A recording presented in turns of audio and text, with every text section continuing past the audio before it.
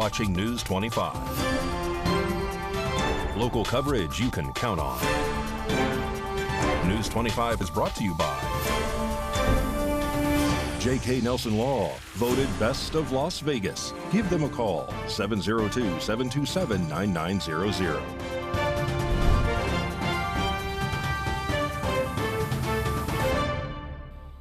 Good evening, and thank you for joining us here on News 25 and Ace Country Radio and streaming at KPVM.tv and now on Roku devices on this Wednesday, April 24th. I'm Chris Palermo. Here's what's happening. The man responsible for stealing a Las Vegas ambulance and crashing it into another vehicle last week is now identified. RJ Camacho has the story.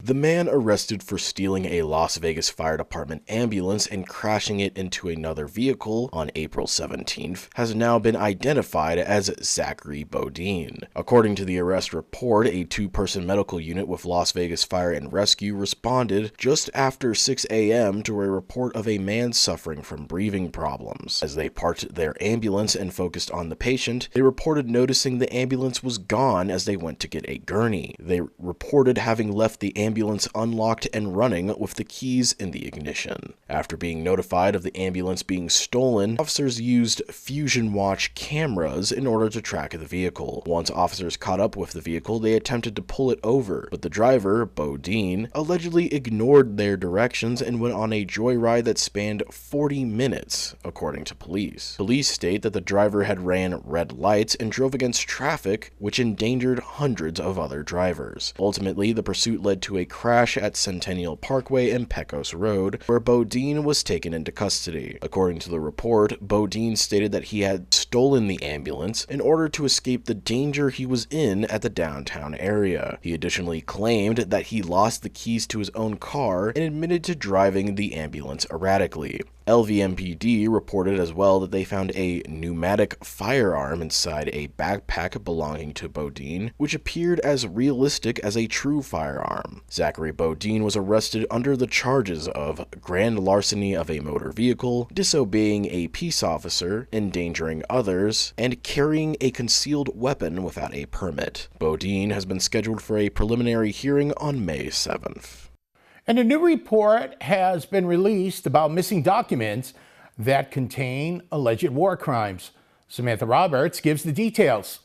In a recent declassified government report, documents about alleged atrocities have gone missing. According to the report provided by the U.S. Government Accountability Office, also known as the GAO, the Pentagon is not retaining comprehensive records of alleged war crimes in its global military operations, which is required by the Defense Department's own policies. Documents found that an entire year's worth of records has gone missing from a U.S. military command center overseeing operations in the Middle East. Government investigators found evidence of at least 47 allegations of U.S. military war crimes between 2012 and 2022 as the United States waged an air and ground war against the Islamic State in the Middle East and Africa. But a large portion of information about alleged war crimes during that time was missing. The military were not able to provide any records of potential war crime allegations from the Sub-Command Center overseeing operations in Iraq and Syria for all of 2015,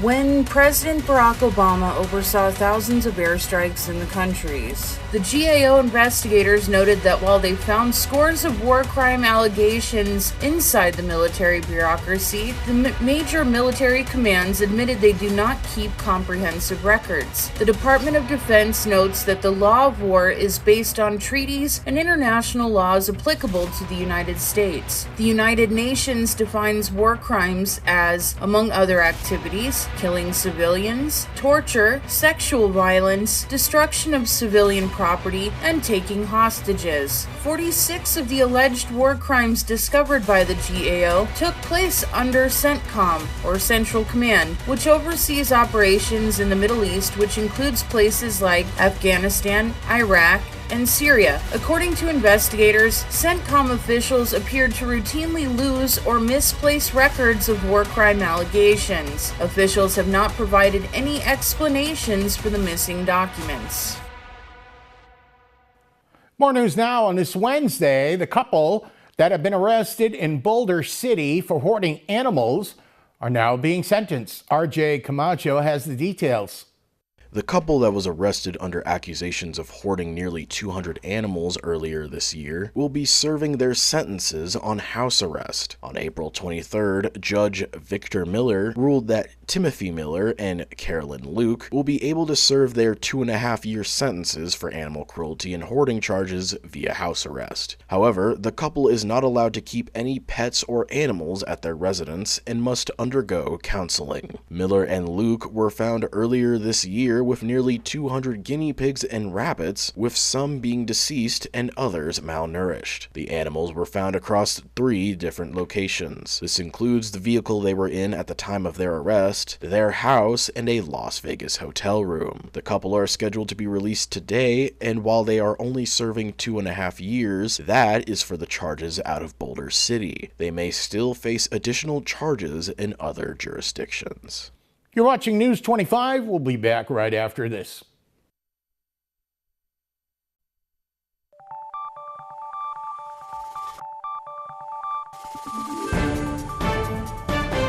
You're watching News 25. Local coverage you can count on. Welcome back to News 25. I'm Chris Palermo. Political debate was held last night at the Pahrump Senior Center for both Nevada State Senate District 19 and Nye County Commissioner District 3. News 25 was there and spoke with the candidate running for Nevada State Senate, William Hochstedler. The reason I'm running is I was asked to run down ticket in the last campaign. I ran for U.S. Senate 2 years ago, lost to Adam Laxalt in the primary, and people said, don't give up. It takes courage to run. We're glad that you ran. Do something different. Run down ticket. We need a warm bench for somebody in the state legislature. So I did exactly that. I decided to run down ticket. Now that I've run down ticket, there's people that probably don't want me to do that either, but that's neither here nor there. I've got a good education for the rural areas. I got 4 years of agriculture education. I've lived on a farm back east. I can apply that to the heritage that we have in these rural areas where we have 4th and 5th generation ranchers and farmers and miners and things like that make their living off the land. But yet I've been around the country and I know what to do when it comes to dealing with urban issues, growth that we're having in Pahrump, for example, and things like that. And I am Bill Hochstedler running for Nevada State Senate District 19. So I was here at the Pahrump Senior Center, and we had a fantastic showing tonight. About 100 people showed up to be informed voters to understand who they're voting for. It was a debate. My section was actually a discussion with some questions. My debate candidates did not arrive here for the debate. So I enjoyed answering the questions that were given by the public and the moderators. We covered all types of topics like what will I do in the legislature when I get to Carson City, the things that we want to solve, doing with issues that people want to hear about, taxes, schools, opportunities, jobs, things of that nature. I did a good job of telling them what we could do in the future. Elections are about the future, not the past. So we need to make sure that we have people that are willing to do the work and get out there and see the people. This is a huge district. I've got on the back of my card in red shows the area from the top of the state to the bottom of the state.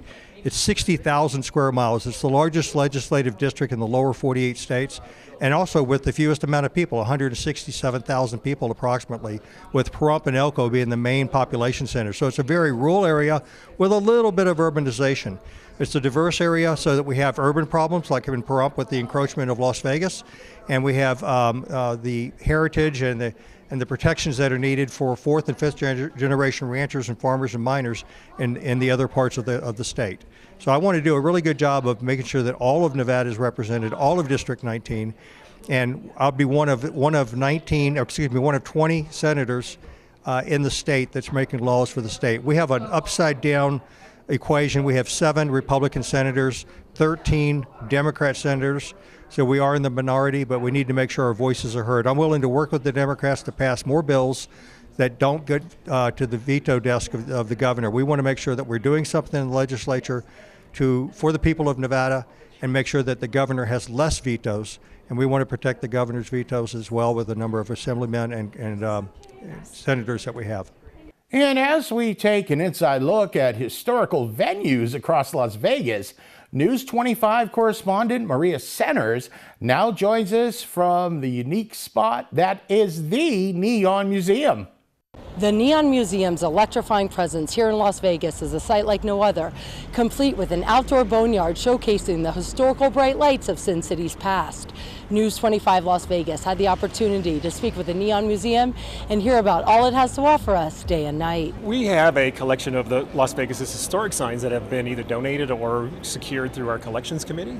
And in the collection, we have about 250 pieces on display. 25 of those are fully re-illuminated and restored and ready to go, ready for people to come and view. We have a lot in storage, and we are in the process of moving more out onto the public lands. Each and every sign in the glowing collection showcases a unique story about the personalities who created it, inspired it, and its distinct role here in Las Vegas history. We have opportunities for families, for kids, for adults that are just interested in coming in for the best selfie spot in Las Vegas. And I think that really says a lot to what we want to do for a museum, from a museum perspective. We do offer many opportunities for families to come in and enjoy themselves. Dedicated private sector individuals, along with governmental and corporate entities, work side by side to promote the preservation of these radiant relics. It is a fantastic tribute to the story of Las Vegas. We are the story of Las Vegas, and collecting these signs and these stories has been really a passion of the museum and all those who came before me. Come on down. We are centrally located just off of the Fremont Street Experience, and it's an easy drive or easy walk or an easy Uber ride over here. So come and visit. There's plenty to see and lots of great signs and lots of good opportunities to take photos. Reporting right here from the Neon Museum in Las Vegas, I'm Maria Centers with News 25 Las Vegas. Thank you very much, Maria. Great story as usual. And please tune in to tomorrow's newscast, where Neon Museum Director Mike Deeney dives into detail about his favorite sign and the design detail that goes into creating one. And News 25 catches up with Search Squad of Pahrump at the Fun Day Festival event on Saturday, put on by Southwestern Wilds, Inc., to learn more about how they help with missing animals in our community. Hi, we're Search Squad of Pahrump. We were founded in July of 2023 to help reunite missing pets with their owners. We can be called to locate missing pets. If there's dogs on the loose, we respond and do our best to return them to their owners. Some of our missing we're featuring today are Cope and May, and they're two of our longest missing. We just want to do our best to help reunite pets and people here in Pahrump, and we're really excited to be partnering with Southwestern Wilds Rescue here today. We also have some adoptable pets with a couple of the fosters that volunteer with our group. We have a few flyers, but we like to come out to the community and try to reach out and let people know that we're here to help. We do our best to get on scene whenever an animal's found on the loose and get them scanned and reunited, or if they have been dumped, which is the sad reality a lot of the time, we hold and foster and rehome. I just want to personally thank the community for all of their support and their assistance with reporting the sightings to us so we can respond to try to get these animals secured and reunited with their owners. Without them, we would not be able to operate. So anybody who's ever available to search and rescue or foster, we greatly appreciate everybody's help in the community. Coming up, sports with Mikey. You're watching News 25.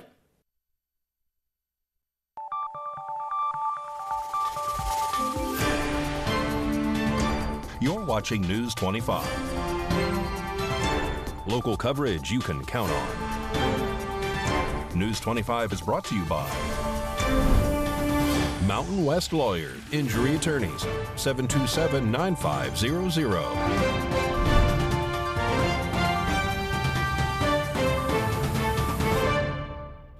Welcome back to News 25. The Vegas Golden Knights are back in action tonight Here's Mikey with your look at sports.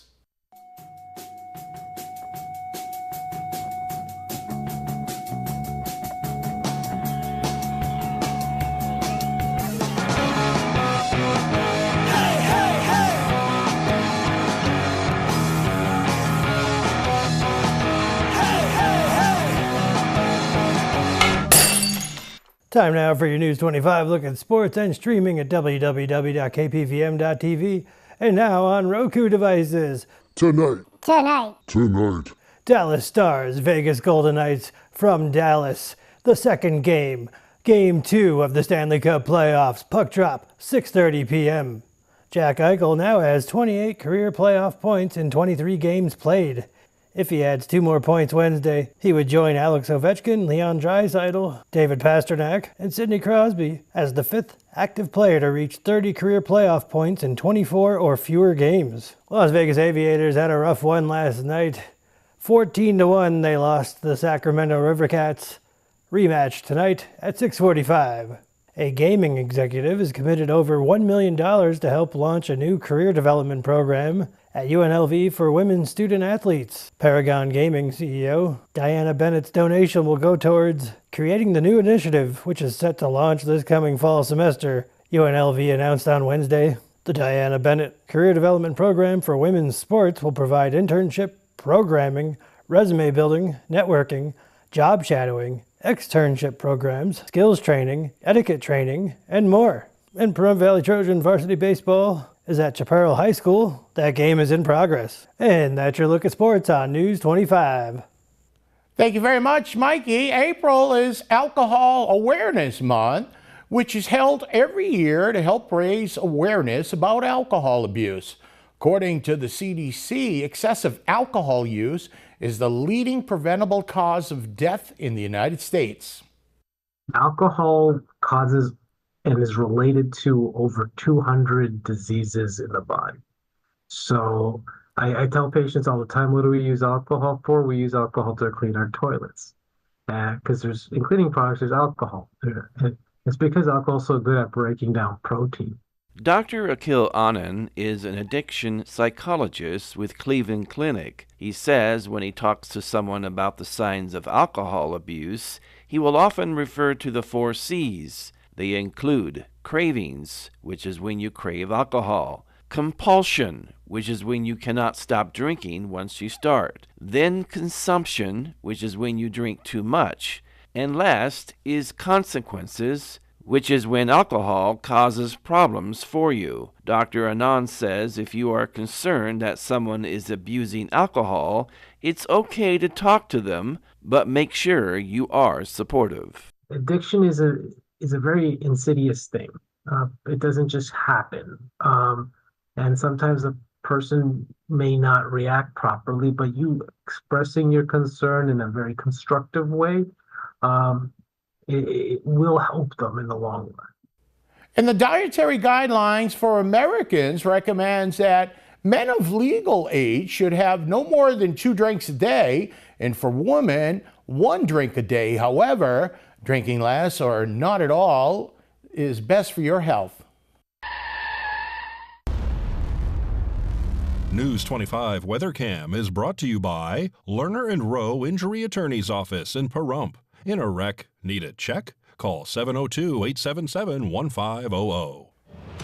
So Lerner and Rowe Weather Cam, beautiful pictures of Breeskies Point in Death Valley. Well, we had some wind today, but we're looking for a little bit of a cool down. Complete forecast in just a bit.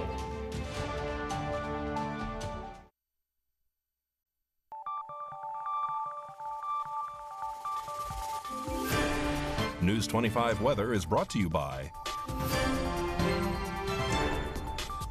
the committee to elect Robert E. Thomas for Pahrump Justice of the Peace, Courtroom B.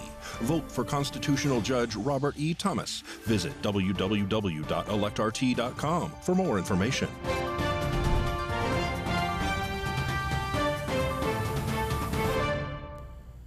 Hi, good evening, Nevada. I'm Mike Ruhan from the Channel 25 Weather Studios and streaming at www.kpvm.tv and now on Roku devices. Let's take a look at this weather map. Fernley, 70 degrees. Fallon, 71. 67 in Carson City. Tonopah, 65 degrees. 69 in Goldfield. Beatty, 77. Amargosa, 83. Las Vegas gets the hot spot at 85. Out in Death Valley, 94. But here in the Paradise of Pahrump, our current temperature is 79 degrees. We hit 80 just a little bit ago. Winds out of the south at 14 miles per hour. Humidity, 12%. The sun rose this morning at 5:58. It'll go away this evening at 7:25. Then the clouds come in. It's going to be partly cloudy tonight as we go to a low of 53 degrees. Humidity, 38%. The wind up a little bit, south-southeast at 15 miles per hour. How's that set us up for the rest of the week? Let's take a look. Tomorrow, we got a few clouds coming in. Wind not too bad, 77 degrees. Friday, we got a 39% chance of rain. And the temperature goes down to 69. Saturday, we rebound, go up to 75. Sunday, 80 degrees. And Monday is the day I suggest you call in sick. 80 degrees, 84. Can you just imagine going to the pool instead of work? Back to the desk. Here's Chris. Thank you very much, Mikey. I'll let you use some of my hairspray with all that wind coming. That'll just about do it for us tonight. I'm Chris Palermo, News 25. Make it a great night.